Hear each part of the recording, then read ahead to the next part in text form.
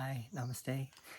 This video is going to be a comparison of some verses in the Katha Upanishad and the Bhagavad Gita. The Katha Upanishad is one of about 14 Upanishads that's specific to yoga that is really important if you are a student of yoga.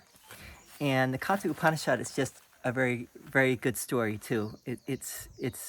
It's called Katha Upanishad because it tells a story. Katha is story, and I as I understand it, the Katha Upanishad came before the Bhagavad Gita, right? It's prior to the Bhagavad Gita. So it's interesting. You're going to see, and especially if you look at the description, I'm going to put the verses in the description. You're going to see how similar these verses are, almost words. I mean, they are word for word in certain places, and it raises the question of if you understand the Bhagavad Gita, for example, to be an inspired scripture, but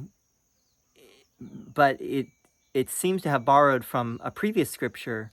What does that mean? You know, and I'm sure scholars have grappled with this issue.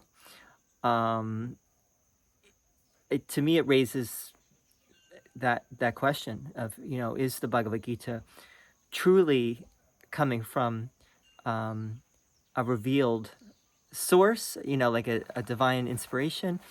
Is it a human composed work, bringing together, and maybe there were more than one person behind it? According to tradition, the person behind it is Vyasa, who's perhaps a mythological figure. You know, there's a lot of questions. I think the most important thing that I'm going to do right here in this video is just to show you that there are these verses. Okay, so first of all, we have the Katha Upanishad. I'm going to read the Sanskrit. Then we're going to look at the parallel in the Bhagavad Gita. So the first one is hantā, cenmanyate. Now, I don't have the exact place in the Katha Upanishad, but it's verse 19, whether it's the first canto or the second canto, I'm not sure. I think it could be the second canto of the Katha Upanishad, verse 19. Hantā-cenmanyate hantum, hataścenmanyate hatam, ubhau tau na vijānīto, nāyam, hanti na hanyate.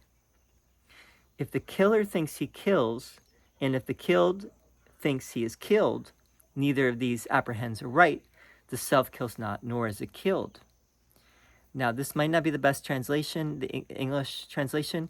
Doesn't matter for our purposes. The most important thing is that we see that the Sanskrit, right? The Sanskrit is the most important.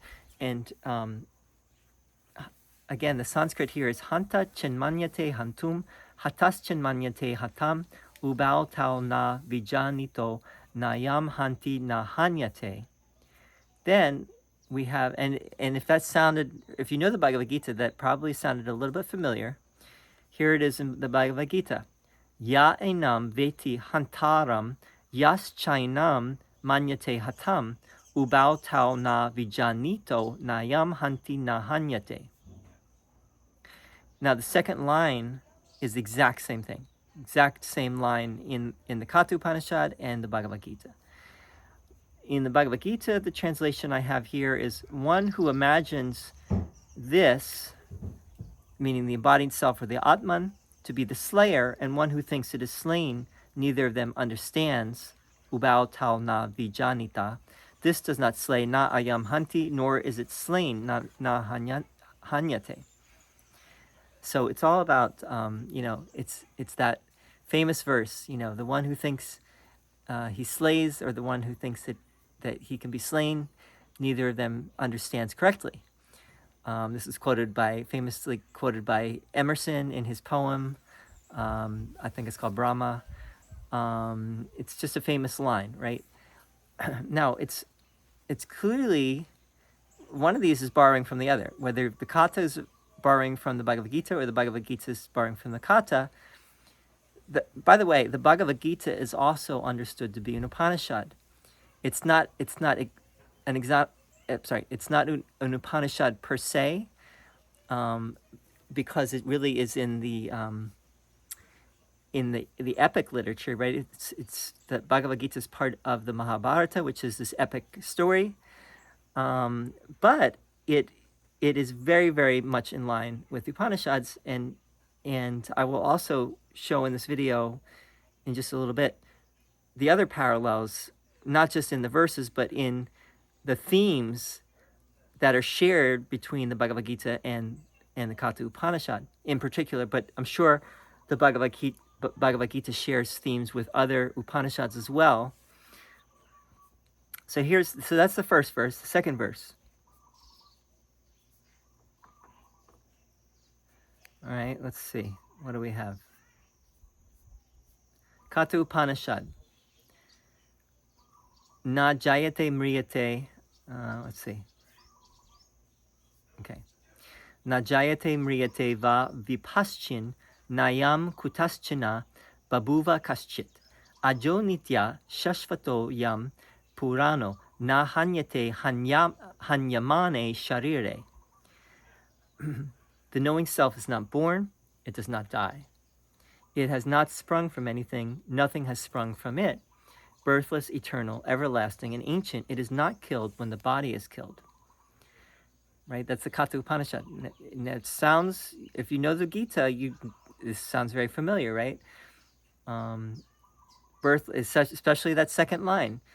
Ajo nitya shashvato yam purano na hanyate hanyamane sharire. Now, here's the Gita. This is from chapter 2, verse 20.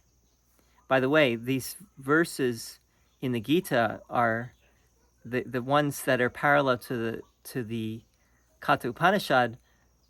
They're both from chapter 2, and they're back to back, right? They're verse 19 and 20 in chapter 2. So here's 20 in the Gita. Na jayate mriyate ya kadachin nāyam bhutva bhavita ya na bhuya. Ajo nitya shashvato yam purano na hanyate hanyamane sharire. It's the exact same line. Second line, again, is exactly the same as in the Katha Upanishad. Right? Ajo nitya shashvato yam purano na hanyate hanyamane sharire. It's the exact same line. The first line differs, though, just like with the previous verse we just looked at. But it's very similar. Na jayate mriyate is in both.